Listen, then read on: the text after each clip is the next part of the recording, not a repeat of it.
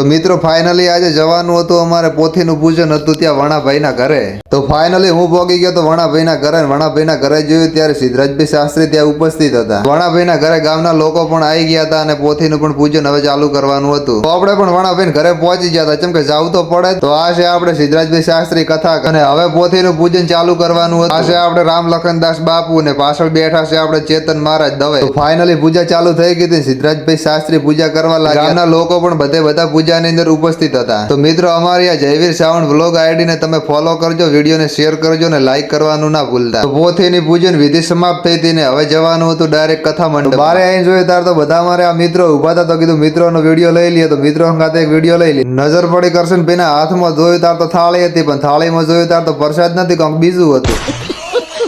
અને થોડી વાર થી આવી ગયા અમારે વાવથરાજ નું ગૌરવ મહેશભાઈ બારોટ. મને જોવા દેજે, મને જોવા દે, કેમ નહીં જોવા દેતો? થોડી વાર આ છે અમારે હવાઈસિંહ રાજપૂત. એમને કોકનો ફોન આવ્યો હતો, જેનો આવ્યો તો રમજો. અને જેની અમે આતુરતાથી રાહ જોઈ રહ્યા હતા એ વસ્તુ તો હવે આવી જ જતી અમારા માટે. જો બથડે જારી ગાવ ઘા. કેમ કે અમને ખબર હતી કે 2 વાગે કથા પૂરી થવાની છે, કથા પૂરી કરીને જ ઘરે જવાનું છે, અને પેલું ખાવાનું એટલે તો આમ કરવું જ પડે. ફાઇનલી હવે અમારે જવાનું હતું કથા મંડપ ની અંદર. તો બધું ઓલરેડી તૈયાર થઈ ગયું હતું ને હવે કથા મંડપ માટે રવાના થઈ ગયા હતા. જે દિવસની અમે આતુરતાથી રાહ જોઈ રહ્યા હતા એ દિવસ આવી ગયો હતો, કેમ કે અમારા ગામની અંદર રામ મંદિરની પ્રતિષ્ઠા હતી એટલે.